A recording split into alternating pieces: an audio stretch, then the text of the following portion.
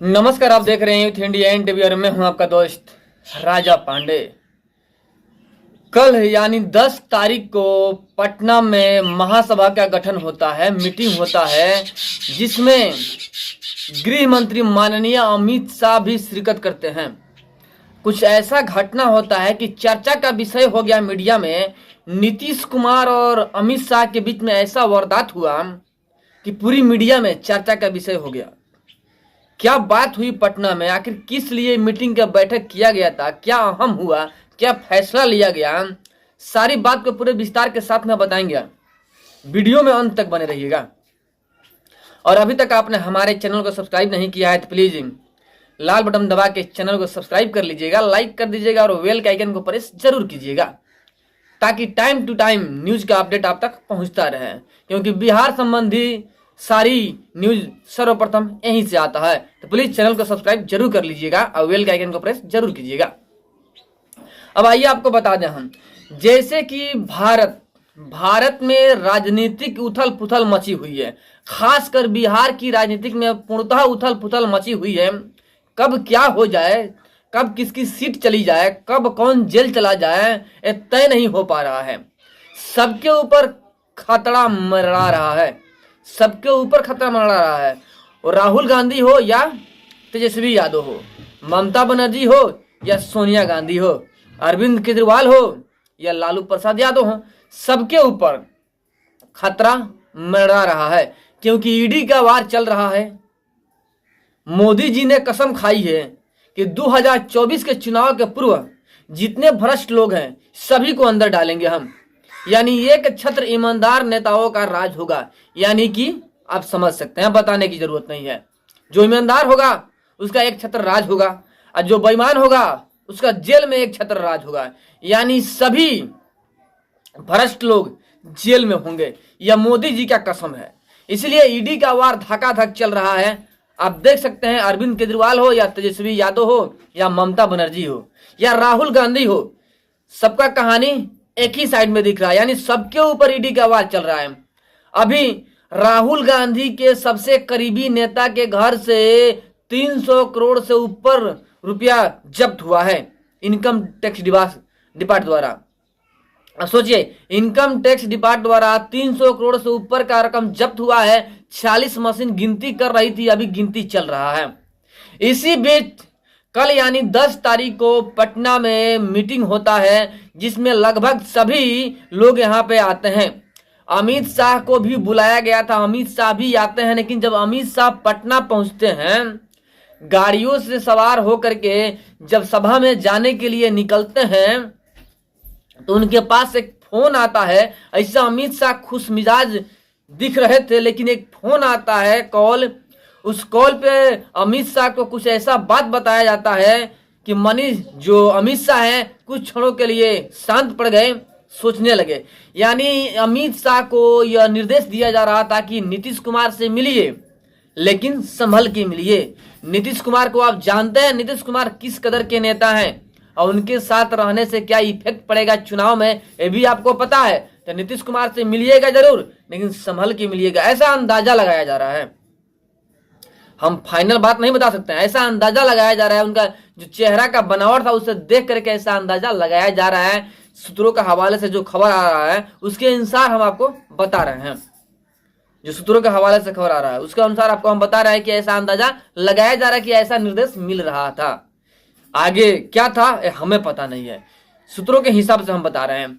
आगे जब सभा होता है, वहां पे अमित शाह और नीतीश कुमार बहुत दिनों के बाद में एक दूसरे के पास में होते हैं। लेकिन वहां पे जो सिटिंग अरेंजमेंट का व्यवस्था होता है, वहां पे नीतीश कुमार और अमित शाह के बीच में काफी गैप दिखता है।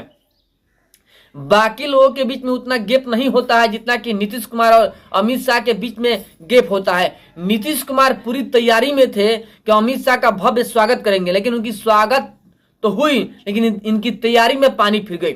नीतीश कुमार की तैयारी में ऐसे सिटिंग अरेंजमेंट करने की जिम्मेदारी तो राज्य सरकार की थी, यानी नीतीश कुमार की थी। अब किस प्रकार सिटिंग अरेंजमेंट हुआ कि दोनों के बीच में काफी गैप पड़ गया।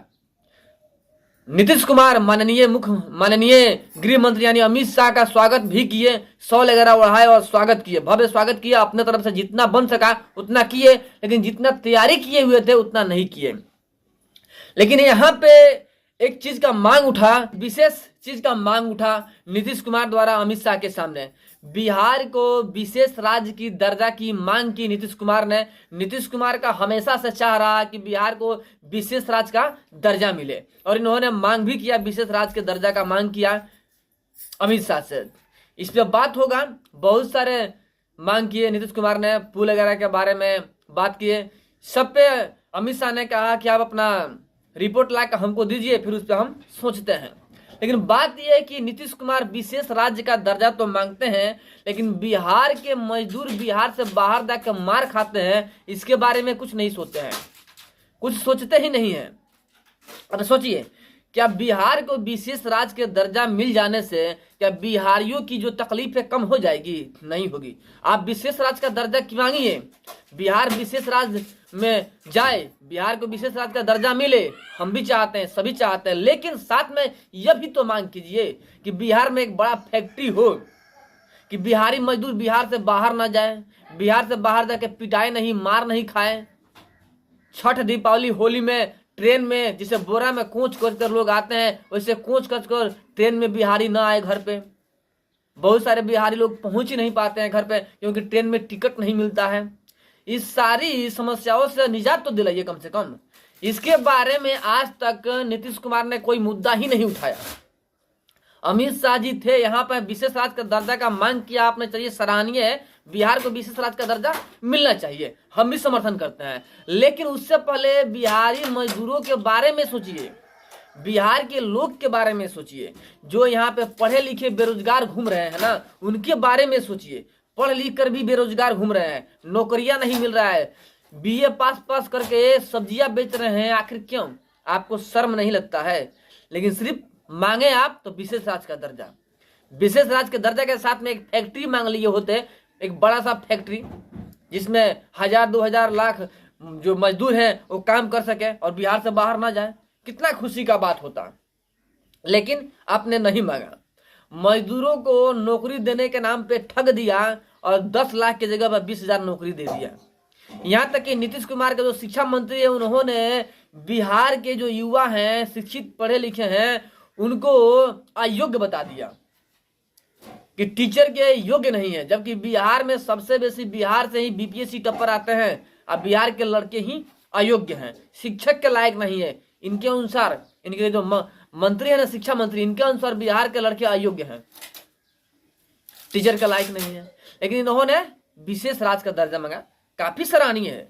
बाकी बिहारी बिहार से बाहर मार खाए, कोई फर्क नहीं पड़ता है, बेरोजगार घूमे, पढ़ लिख के सब्जियां बेचे, कोई फर्क नहीं पड़ता है। बिहार को विशेष राज्य का दर्जा मिलना चाहिए। विशेष राज्य का दर्जा मिलकर भी क्या होगा? जब बिहार मजदूरों का प्रदेश में गिनती आएगा तो विशेष राज्य का दर्जा मिलकर क्या होने वाला है? कुछ नहीं होने वाला है। विशेष राज्य के दर्जा के साथ साथ में बिहार के तरक्की के बारे में सोचिए, उस लायक बना दीजिए बिहार को कि भारत सरकार मजबूर हो जाए बिहार को विशेष राज्य का दर्जा देने के लिए। उस लायक बना दीजिए बिहार को, पूर्णतः फैक्ट्री बना दीजिए। यहाँ पे पूर्णतः फैक्ट्री बनाइए बिहार में, बड़े बड़े फैक्ट्रियां बनाइए जो कि बिहारी बिहार में ही रहे। शिक्षा व्यवस्था सही कीजिए। हमेशा पेपर लीक कैसे हो जाता है? जब परीक्षा पड़ता है तब पेपर लीक हो जाता है। अपनी जो व्यवस्था है उसे सुधार कीजिए, तब जाके विशेष राज्य का दर्जा मांगिए। पूरा सराहनीय है, विशेष राज्य का दर्जा मिलना चाहिए बिहार को, क्योंकि यहाँ के लड़के अच्छे खासे एजुकेटेड और पढ़े लिखे हैं। इन साथ में अगर बिहार में फैक्ट्रियां होता, शिक्षा व्यवस्था सही होता, कानून व्यवस्था सही होता, चारों तरफ काट मार नहीं होता, लूटफाट नहीं होता, दिन दहाड़े बैंक नहीं लूटे जाते, पुलिस को नहीं मारा जाता बालू माफिया द्वारा, तब जाके कहीं शोभनीय होता जब बिहार को विशेष राज्य का दर्जा मिलता। इन सब को नजरअंदाज करते हुए नीतीश कुमार जी अपना चुनावी रणनीति तैयार कर रहे हैं। उस रणनीति का अहम भूमिका बिहार को विशेष राज्य का दर्जा के लिए कह रहे हैं। इलेक्शन में जब चुनाव होगा ना, चुनाव के समय जो भाषणबाजियां होगा, उसमें यही भाषण देंगे नीतीश कुमार जी कि हमने विशेष राज्य का दर्जा मांग किया है, अमित शाह नहीं दे रहे हैं, बीजेपी वाले नहीं दे रहे हैं।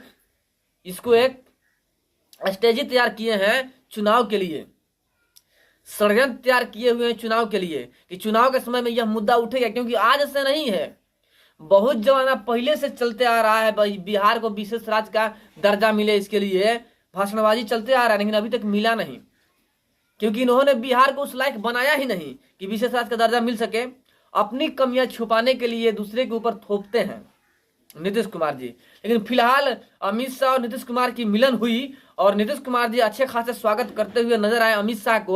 अब कहीं ना कहीं विपक्षी दल जो है इंडी अलायंस, इनके अंदर खलबली मच गया होगा कि नीतीश कुमार किस कदर खुशीपूर्वक अमित शाह के स्वागत करते हुए नजर आ रहे हैं। दूसरी तरफ अमित शाह का स्वागत करते हुए अमित शाह और नीतीश कुमार के नजरें एक दूसरे से मिल नहीं रहा था, एक दूसरे से नजरें चुरा रहे थे, वजह जो रहा हो। लेकिन फिर भी जो विपक्षी दल है उनको तो लग ही रहा होगा